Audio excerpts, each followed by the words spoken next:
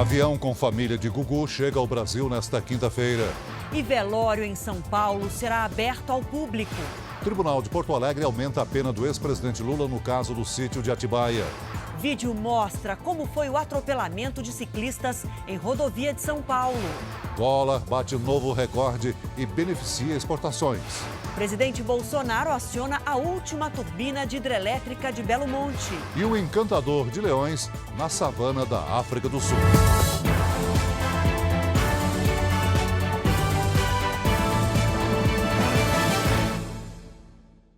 Oferecimento Bradesco. Abra sua conta sem tarifa pelo app.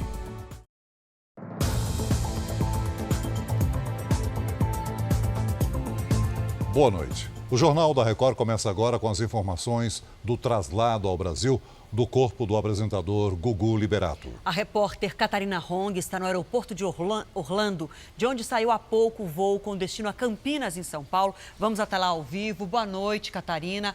O embarque aí foi conforme estava previsto? Boa noite, Adriana, Celso, boa noite a todos. Na verdade, o avião está taxiando e deve decolar a qualquer momento, antes das 8 da noite aqui de Orlando, 10 da noite aí no Brasil. Toda a família do apresentador embarcou no mesmo voo. Alguns, como a mãe dele, a dona Maria do Céu, de 90 anos, vieram aos Estados Unidos assim que souberam do acidente e agora retornam com ele. O corpo de Gugu foi liberado hoje da funerária, onde havia sido preparado para o traslado, e foi trazido aqui diretamente ao Aeroporto Internacional de Orlando. Agora, Catarina, a gente segue ao vivo com você. Vamos falar de amanhã. Como é que vai ser a chegada? O que está preparado? Olha, Adriana, o voo ele está previsto para chegar ao aeroporto de Viracopos às 6h05 da manhã. Depois de cumpridos todos os trâmites legais, o corpo será levado em um carro funerário fechado até a Assembleia Legislativa de São Paulo. O velório no Salão Monumental será aberto ao público ao meio-dia da quinta-feira. Às 10 da manhã da sexta-feira, ele será então levado ao cemitério do Getsemane, no Morumbi, onde será sepultado no jazigo da família. O trajeto todo será feito em carro do Corpo de Bombeiros. Adriana, Celso. Muito obrigada, Catarina. Imagens divulgadas hoje revelam como foi o acidente que matou 3 ciclistas 10 meses atrás em São Paulo. Eles faziam parte de um grupo que pedalava numa rodovia. As imagens das câmeras do ônibus que atropelou os ciclistas foram divulgadas hoje por uma das vítimas. Ela conseguiu acesso via judicial. No acidente morreram 3 pessoas. O acidente foi aqui na rodovia dos Bandeirantes, já no perímetro urbano, na zona oeste de São Paulo. Os ciclistas andavam pela faixa da direita quando o ônibus se aproximou. A Letéia era uma das ciclistas e diz que eles estavam na pista porque desviaram de um carro parado no acostamento. A legislação de trânsito permite que a gente trafegue pelo acostamento da estrada e, havendo obstáculo, a gente pode vir para o bordo da pista e fazer essa ultrapassagem e retornar para o acostamento. E foi o que aconteceu. As imagens mostram que o motorista tinha a faixa da esquerda livre. Este é o último carro que passa por ele antes do atropelamento. O grupo pode ser visto numa reta, quando o ônibus está a 86 km por hora. Mostramos o vídeo para um perito. Ele sincronizou as 2 imagens e concluiu que desse momento até o instante do impacto se passam 9 segundos. Não dá para ter certeza se nesse tempo ele teria como ter reagido ou não, porque varia da percepção de pessoa para pessoa do que está acontecendo no entorno. Então não dá para dizer que ele não reagiu porque ele não percebeu. Tem outras variáveis envolvidas. O motorista não tenta frear, mantém a velocidade constante e bate a 85 km por hora. José Luiz do Carmo, o motorista, disse para a polícia que os ciclistas se deslocaram abruptamente na direção da pista onde trafegava o ônibus. A impressão que dá é de que o motorista não viu o que estava fazendo, ele estava desatento por algum motivo, ele não viu os ciclistas e ele foi atropelando e passando por cima sem nenhuma reação. Os advogados da aviação, que é dona do ônibus, disseram que o motorista tentou reduzir a velocidade, frear e desviar 2 ciclistas. O motorista responde por homicídio culposo quando não há intenção de matar e continua trabalhando na empresa. Operações policiais por todo o Brasil tentam frear o crescimento dos índices de violência contra a mulher. A Operação Marias recebeu esse nome em referência à Lei Maria da Penha. No Rio de Janeiro, policiais de 14 delegacias participaram da operação. Em todo o estado, 21 suspeitos acabaram atrás das grades. Em Goiás, foram pelo menos 35 presos. Em Minas Gerais, 70 homens com mandados de prisão em aberto são procurados. Em Santa Catarina, 68 suspeitos foram presos, acusados de crimes como violência sexual, ameaça e feminicídio. Há um fenômeno nacional que é o endurecimento dos casos de violência contra a mulher. Então, no país como um todo, as estatísticas estão aumentando. Um dos presos foi o homem apontado como o assassino de Josiane Cunha, de 24 anos. Ele aparece ao lado dela nestas imagens de câmeras de monitoramento. No canto direito do vídeo, dá para ver o momento da agressão. Josiane foi encontrada morta nesse terreno baldio em Balneário Camboriú. A operação, que deve continuar nos próximos dias, também tem um caráter preventivo. Um dos objetivos é fiscalizar as medidas protetivas, aquelas ordens judiciais que impedem agressores de se aproximarem das vítimas. Só aqui em Santa Catarina, a polícia deve visitar mais de 1.200 vítimas para verificar se as medidas estão sendo cumpridas. Em todo o Brasil, são muitos os casos de mulheres assassinadas por ex-companheiros que descumpriram medidas protetivas. No Rio Grande do Sul, a ordem judicial não foi suficiente para proteger Márcia Camargo. Ela foi morta a facadas no jardim de casa, na região metropolitana de Porto Alegre. Ele não aceitava o fim do relacionamento. Nós contamos com o apoio da população, o apoio do cidadão, para que procedam as denúncias, para que a polícia possa agir. As manchas de óleo voltaram a Santa Cruz de Cabralha, na chamada Costa do Descobrimento, extremo sul da Bahia. As manchas surgiram hoje na praia de Itacimirim. Logo, uma força-tarefa foi montada para a limpeza. De acordo com a Secretaria Municipal de Meio Ambiente, cerca de 800 quilos de resíduos foram retirados da areia até o início da noite. Essa é a segunda vez que o óleo aparece na praia. Da primeira vez, em 18 de outubro, a quantidade foi menor, 400 quilos. E foi instalada hoje a Comissão Parlamentar de Inquérito para investigar a origem dessas manchas de óleo que se espalharam pelo Nordeste e apareceram também no Espírito Santo e no Rio de Janeiro. Pesquisadores da Universidade de Pernambuco desenvolveram um novo produto para diluir o óleo que ficou nas pedras. O mutirão era para limpar as pedras na praia de Itapuama, litoral sul de Pernambuco.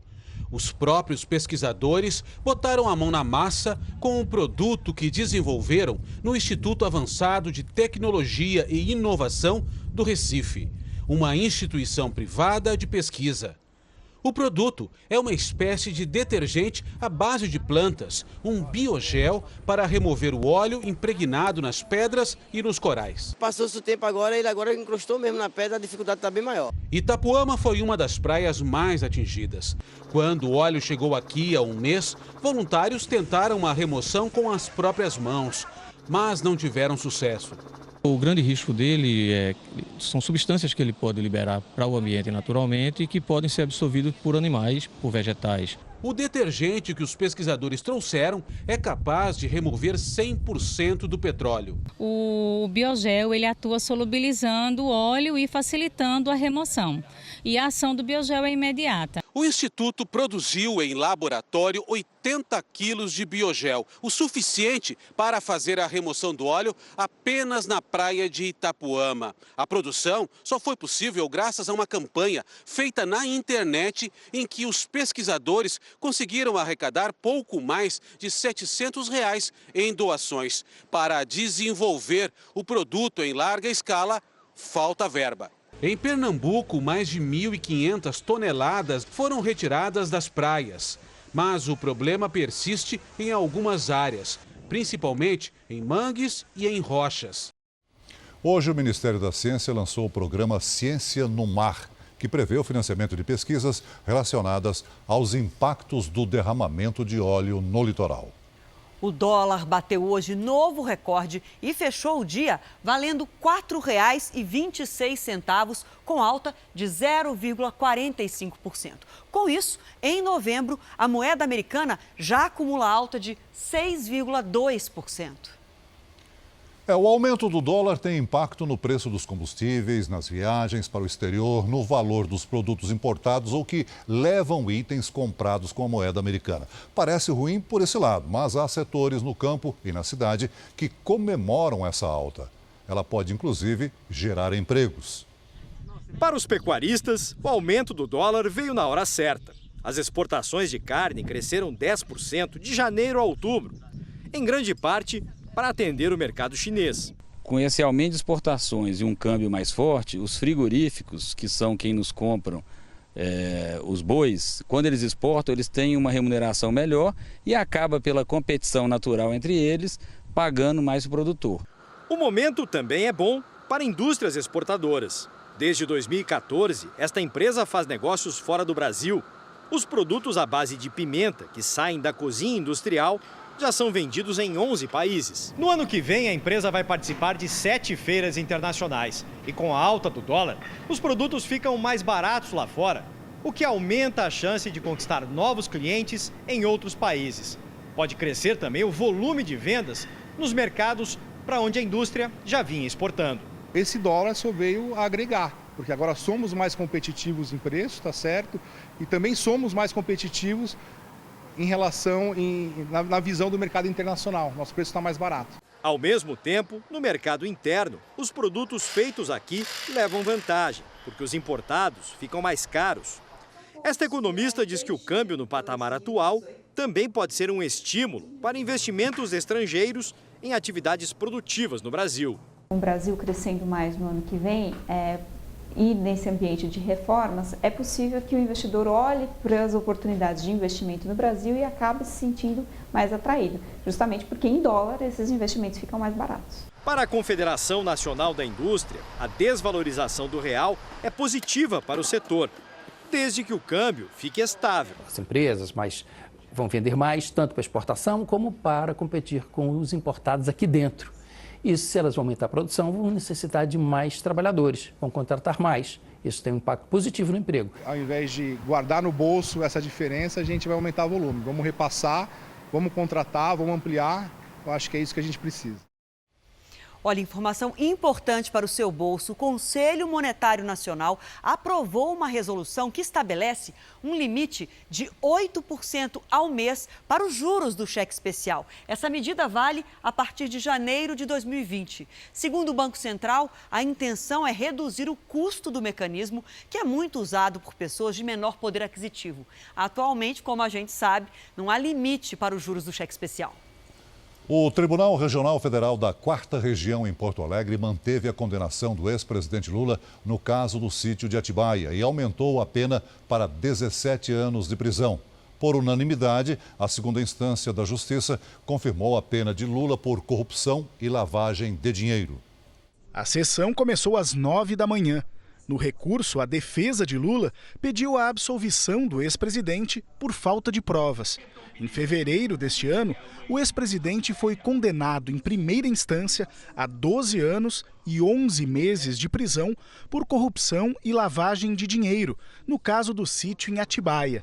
Segundo o entendimento da Justiça, Lula recebeu propina das empreiteiras OAS e Odebrecht para a reforma do sítio, em troca da garantia de contratos com a Petrobras. Os desembargadores da 8ª turma do TRF4 também julgaram um recurso do Ministério Público. Os promotores pediram o aumento da pena para o ex-presidente. O relator da Lava Jato no tribunal, João Pedro Gebran Neto, disse que o processo do sítio tem inúmeras provas do envolvimento de Lula e votou pela manutenção da condenação e aumento da pena. 17 anos, 1 mês e 10 dias de reclusão a ser cumprido inicialmente em regime fechado, mais 422 dias multa à razão unitária de 2 salários mínimos. Bem como apontado pelo juiz Acó, a progressão do regime está a depender da reparação do dano. Também mantém a interdição de direitos para exercício de cargo ou função pública. Os outros 2 desembargadores, que formam a 8ª turma do TRF4, acompanharam a decisão do relator. Essas considerações, senhor presidente, acompanho integralmente Sua Excelência, o desembargador João Pedro Gebran Neto. É o voto. Por causa da decisão do Supremo Tribunal Federal sobre prisão após a condenação em segunda instância, o ex-presidente responde em liberdade. A defesa de Lula vai recorrer. O julgamento feito hoje aqui me parece uma espécie de retaliação, não só pelo fato da defesa questionar legitimamente a legalidade do processo, mas também em relação às decisões que a Suprema Corte vem adotando e que deveriam ser o norte para todo o sistema de justiça.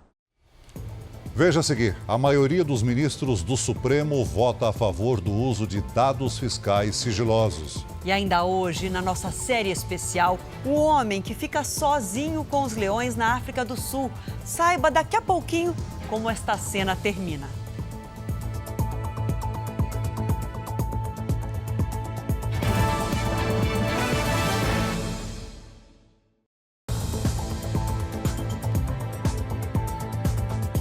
O presidente Jair Bolsonaro acionou hoje a última turbina da hidroelétrica de Belo Monte, no Pará.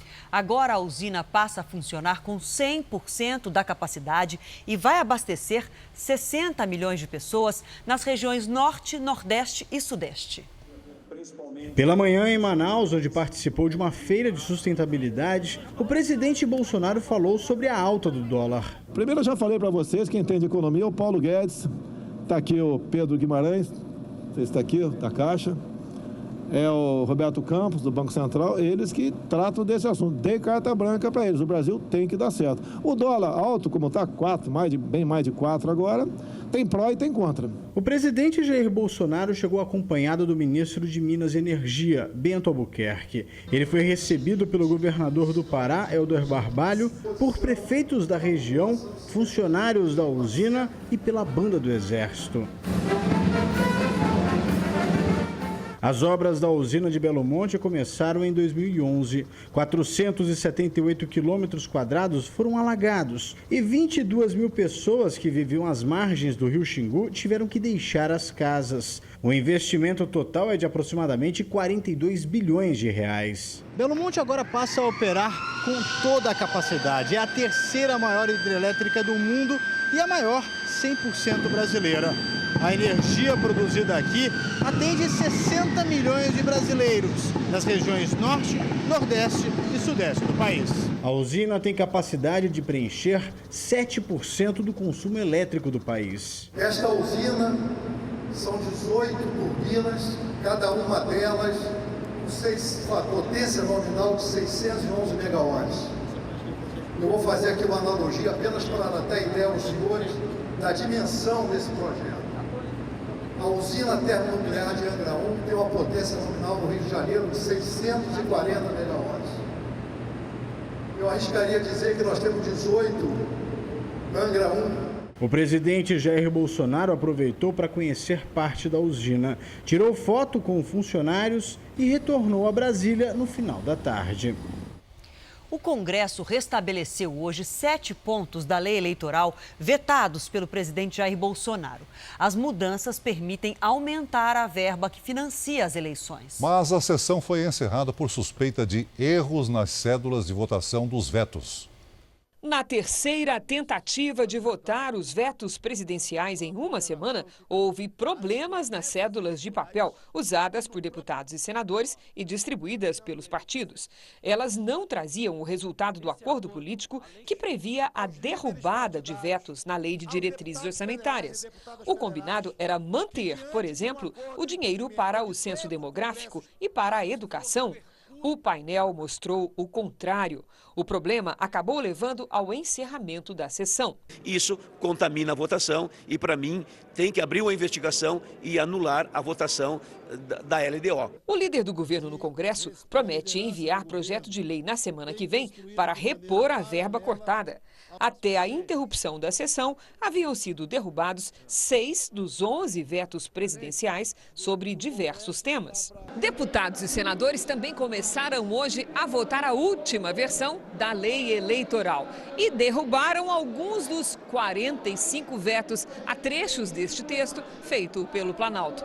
Inclusive, restabeleceram a fórmula de cálculo do fundo eleitoral que havia sido barrada pelo presidente Bolsonaro. O texto volta a permitir que o Congresso amplie a verba do fundo eleitoral. Este valor está fixado no orçamento de 2020 em 2,5 bilhões de reais.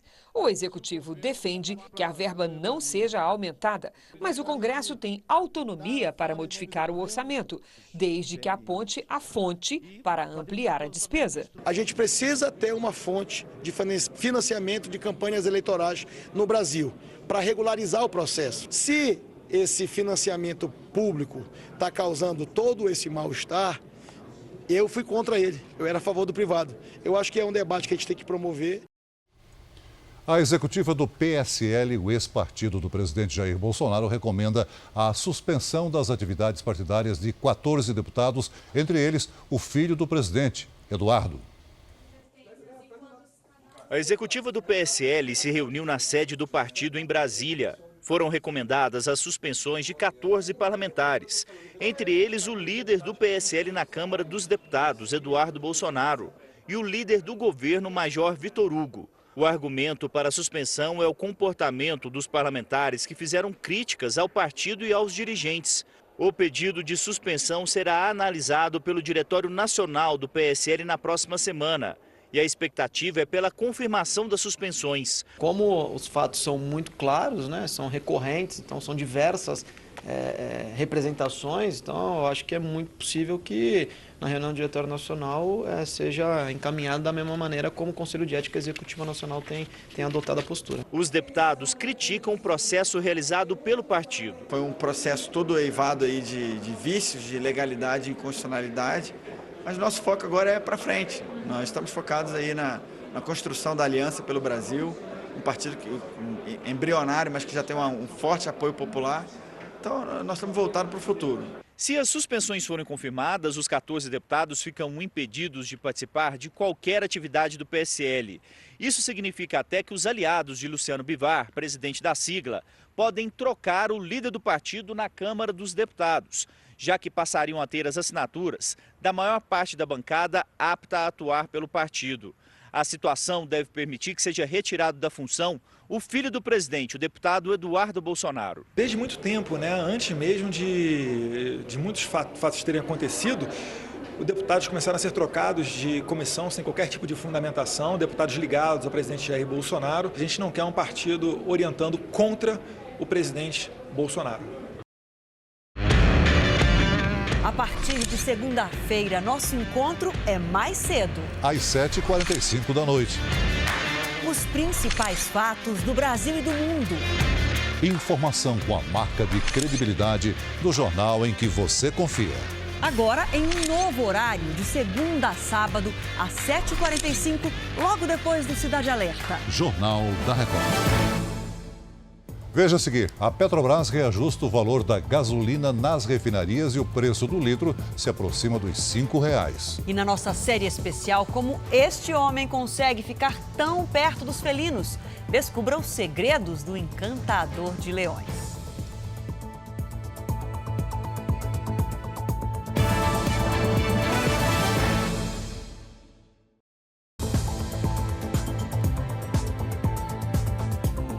A maioria dos juízes do Supremo Tribunal Federal se mostrou favorável ao compartilhamento de dados fiscais sigilosos com órgãos de investigação sem autorização da Justiça. O julgamento foi retomado com o voto do ministro Edson Fachin a favor do compartilhamento total de dados da Unidade de Inteligência Financeira, o antigo COAF, e da Receita Federal com órgãos de investigação. É constitucional o compartilhamento tanto pela UIF dos RIFs quanto pela Receita Federal da íntegra do procedimento fiscalizatório que define o lançamento do tributo com órgãos de persecução penal para fins criminais que deverão manter o sigilo das investigações. O ministro Luiz Roberto Barroso seguiu o mesmo pensamento, mas pontuou que os pedidos de informações devem ser formais. Não há espaço para pedidos informais, curiosidade, bisbilhotice e muito menos perseguição. Eu acho que nessa vida ninguém deve ser perseguido, nem ninguém deve ser protegido. Até agora, os ministros se posicionaram a favor de que a Receita Federal envie todos os dados para investigadores, o que contraria o voto do relator e presidente do STF, Dias Toffoli, que limitou as informações do órgão. Outra divergência que Toffoli terá que enfrentar será a inclusão, por conta própria, dos dados do antigo COAF no julgamento. A ministra Rosa Weber foi a primeira a excluir o tema do voto. O objeto da repercussão geral em julgamento se limita ao compartilhamento de dados pela Receita Federal com as autoridades públicas responsáveis pela persecução penal, Ministério Público e Polícia Judiciária. Não engloba, com o devido respeito, em absoluto, o COAF, atual UIF, órgão público com competência distinta, regime de atuação apartado e voltado a finalidades que não se confundem com as da Receita Federal. O ministro Luiz Fux foi o último a votar e formou o 5º voto pelo compartilhamento total de dados para investigações penais. Ainda faltam os votos de 5 ministros. O julgamento será retomado amanhã. O dia seguinte ao temporal que deixou a capital baiana no meio do caos foi de calcular as perdas. 900 pessoas tiveram que deixar as casas. Em algumas comunidades, as aulas foram suspensas. As escolas viraram abrigo para famílias que perderam tudo. Só esta escola, no Alto da Terezinha, na região suburbana, abriga 25 famílias. Os funcionários estão de plantão para prestar apoio aos desalojados. Segundo a Defesa Civil, quase 900 pessoas estão em abrigos, casas de parentes e vizinhos. Onde este mecânico mora, a água chegou a mais de 1 metro de altura. O imóvel está em risco. A casa rachou toda, agora eu não sei a quem recorrer, a quem pedir alguma ajuda. Pela primeira vez, 10 das 11 sirenes instaladas em comunidades de alto risco foram acionadas ao mesmo tempo para alertar os moradores a deixarem as casas por causa do perigo. Esta foi uma delas. Nesta rua, o barranco deslizou e a área foi interditada. A terra cedeu em frente à casa de Luciene, que está sem moradia, contando com a solidariedade de parentes. A qualquer momento pode cair ali. E eu tenho um filho pequeno. Segundo o IBGE, quase metade da população de Salvador vive em áreas de risco. A Defesa Civil segue em estado de alerta máximo.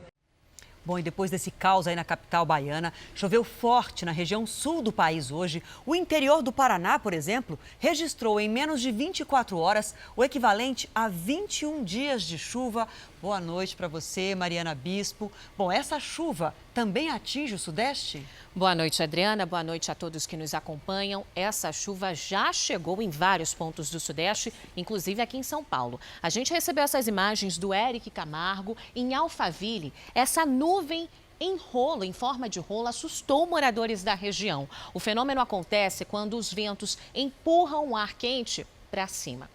Agora, essa frente fria que provocou temporais no sul está passando pela capital paulista. Chove forte também em Minas Gerais e no Rio de Janeiro, com risco de granizo e alagamentos. No sul, a chuva perde força, mas os ventos podem chegar a 60 km por hora no litoral.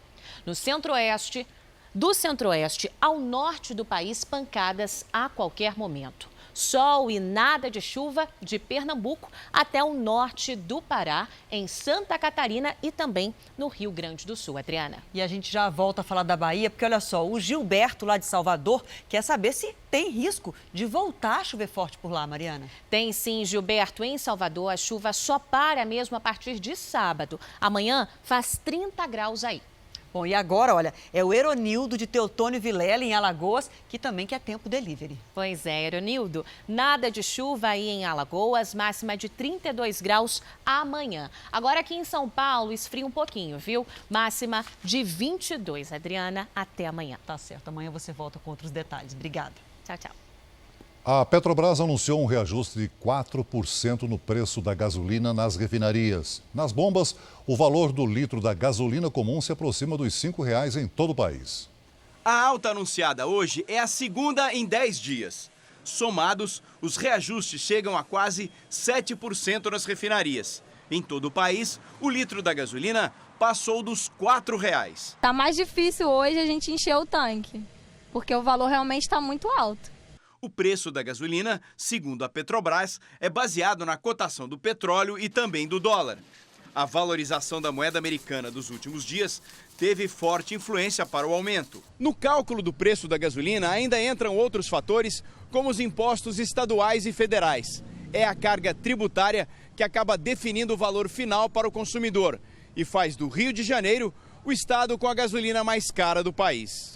O preço médio é de R$ 4,83, mas na maioria dos postos o litro já chega a R$ 5,00. Quando o motorista abastece o carro com gasolina, 45% do que ele paga são os custos da produção do combustível. Outros 55% são impostos. É um exagero essa carga tributária e certamente, se ela fosse menor, o preço diminuiria. Durante a gravação de um filme em um batalhão do Corpo de Bombeiros do Rio de Janeiro, artistas que participavam de uma cena foram ofendidos em comentários racistas e homofóbicos numa rede social. E as ofensas partiram dos bombeiros. A atriz Cacau Protásio está à frente da cena. A tropa, formada por bailarinos, começa a dançar. Todos estão fardados para gravar um filme. As cenas são gravadas em um batalhão do Corpo de Bombeiros e despertaram uma série de ofensas entre os bombeiros em grupos de rede social. Mensagens racistas e homofóbicas circularam em áudios. Meta aquela gorda preta, filha numa farda de bombeiro, uma bucha de canhão daquela, um bando de bailarino, entendeu, meu irmão? Quebrando até o chão. As gravações aconteceram no último domingo aqui na sede do Corpo de Bombeiros, no centro do Rio. Tudo foi autorizado e aprovado pelo Comando Geral do Batalhão. Mas, de acordo com um dos áudios vazados em trocas de mensagens, o comandante voltou atrás. O desabafo da atriz foi postado em uma rede social. Eu sei que eu sou uma pessoa forte, mas ouvir tudo isso de um ser humano, porque, querendo ou não, ele é um ser humano, é horrível, é muito triste. E como uma pessoa que veste uma farda tão linda tem essa postura? Para essa defensora pública, os bombeiros podem ser responsabilizados por racismo e injúria racial. É muito importante, inclusive, para a dignidade da corporação e dos demais servidores do Corpo de Bombeiros, que esse fato seja punido e tratado com devido rigor. O Corpo de Bombeiros informou que vai identificar e apurar a conduta dos supostos envolvidos. As produtoras do filme se solidarizam com a atriz e entendem que esta não é a postura da corporação, e sim a opinião isolada de alguns presentes no dia das filmagens. A estimativa é de que 20 mil leões selvagens ainda vivam soltos no continente africano. Parece muito, né? Mas olha só, esse número caiu pela metade nas últimas 2 décadas. Hoje você vai conhecer um homem que luta para proteger esses animais dentro de um santuário na África do Sul. Ele é o encantador de leões.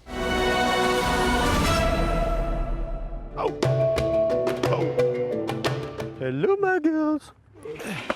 Coragem é o que não falta para esse homem. Kevin Richardson é um conservacionista sul-africano, mais conhecido como o encantador de leões. Destemido, ele interage, brinca e literalmente deita e rola com os bichos. Além de aguentar algumas surpresinhas. Bless you, big boy. Estamos a cerca de meia hora de Pretória, capital da África do Sul, onde Kevin mantém um santuário de proteção aos leões. São 25 animais, todos resgatados por ele. This is Meg. Meg? Yeah. So you know all of them by the name? Absolutely. Pergunto e ele confirma. Conhece todos os animais pelo nome. Basta olhar para a cara dos bichos e consigo identificar um por um, diz Kevin. No passeio pela savana, 2 leoas, Meg e Amy, ambas de 16 anos de idade. Ele anda tranquilamente no meio delas, dá as costas, não se importa, vai seguindo. O caminho que as leoas fazem, ele faz também. Tá ali junto, participando. Há mais de 2 décadas, Kevin descobriu como transformar o temido rei da selva num amigo íntimo. People see this and they immediately assume that animal must. Muita gente vê cenas como essa e acha que os animais vão querer me atacar. Eu mostro que não é assim que funciona. Brincadeiras com as feras podem ser agressivas e ele tem que calcular todos os movimentos. Neste instante, alguém aparece de surpresa. É Amy. Meg e Amy cresceram em cativeiro. Mas o instinto é sempre selvagem. Por isso elas circulam pelo santuário seguindo rastros e cheiros de outros animais. Voltaram, as duas aqui passando. Hello, my girlies, what's happening here? Então, o interessante é que a Meg e a Amy, elas vêm livremente, passeiam, brincam com ele, vão embora, depois voltam, porque ele não faz um show de circo, ele não tenta obrigá-las a fazer, adestrá-las. É tudo muito natural aqui e é por isso que funciona. Só o que elas esperam dele é amizade incondicional. Yes, they can be so strong and so ferocious. É verdade, leões podem ser muito fortes e ferozes, mas o que me fascina é descobrir o quanto amáveis eles também podem ser, diz Kevin. Mas nem todo carinho é capaz de evitar pequenos acidentes. Afinal, esse gato gigante evoluiu para ser um predador. Ele está mostrando que ele tem uma pequena marquinha na mão ali, que aconteceu agora, porque ela estava muito agitada, veio brincar e arranhou. Então ela disse, não é agressividade o que aconteceu. Isso é a mesma coisa que você brincar com o cachorro, tá deixando uma corda e o cachorro vai morder a corda e, sem querer, morde a sua mão. Quando era jovem, Kevin trabalhava em parques turísticos que transformam os leões em atração. E ele não se conformava com o destino dos animais. Quando os bichos já não podem mais animar os visitantes, são vendidos para campos de caça aberta, atividade legal no país. Viram presa fácil para os atiradores. Por isso, Kevin passou a comprar os leões e trazê-los para o santuário. O encantador é patrocinado por grandes empresas que o apoiam no empreendimento. Aqui os bichos têm bastante espaço. O santuário fica dentro de uma enorme reserva privada. O negócio das fazendas de vida selvagem é muito grande e rentável na África do Sul. São 20 milhões de animais em parques privados contra 6 milhões em parques públicos. Olha lá, a Meg vindo ali. Então, pro Kevin, é muito fácil isso daí, porque ele é acostumado, né? Ele sempre foi um encantador de leões e leoas. Pra gente, o bicho passa tão pertinho assim, dá uma adrenalina no coração. Chega até a dar uma suadeira aqui, viu? Kevin nos garante que se estivermos dentro do carro, nada vai acontecer. Mas se colocarmos o pé fora do veículo, aí a chance de sermos atacados é enorme. É assim que acidentes graves acontecem. Quando, por exemplo, uma leoa perseguiu uma presa, mas atacou e matou uma jovem que estava no caminho, em campo aberto. Com o ambiente controlado, ficamos mais tranquilos. Kevin agora brinca com um macho. É o Vaietse, de 11 anos. The big trick. Richardson conta que os machos querem dominar a cena e dominar a atenção dele. Afinal, tem muito ego envolvido. Is this a love relationship, Kevin? Okay, so when you talk about love and lions, pergunto se ele tem uma relação de amor com os leões. Sincero, Kevin explica que os leões não têm esse tipo de sentimento. Mistakenly killed me. Se o Vaietse me matar acidentalmente, ele não vai lamentar, diz Kevin. A vida simplesmente continua para ele. Cuidar de tantos leões até o fim da vida dos animais tem um custo enorme. O ideal seria reintegrar os bichos à vida selvagem. Mas depois de tantos anos de cativeiro, Kevin acha que isso seria impossível. Isso porque é uma grande chance deles serem mortos por outros leões selvagens. Kevin não tem como salvar mais muitos animais. Mas ele espera ser exemplo para conscientizar turistas e a população local de que leões não precisam ser vistos como inimigos.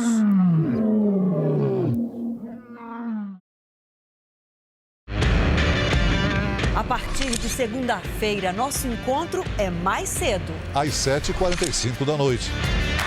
Os principais fatos do Brasil e do mundo. Informação com a marca de credibilidade do jornal em que você confia. Agora em um novo horário, de segunda a sábado, às 7h45, logo depois do Cidade Alerta. Jornal da Record. O Jornal da Record termina aqui. Você pode assistir a edição de hoje na íntegra no Play Plus. E o Jornal da Record também tem versão em podcast. É só acessar o Play Plus e as nossas plataformas digitais. E à 00:30 tem mais Jornal da Record com o Sérgio Aguiar. Fique agora com a Fazenda com o Marcos Mion. A gente se vê amanhã aqui no JR. Até lá. Boa noite e até amanhã.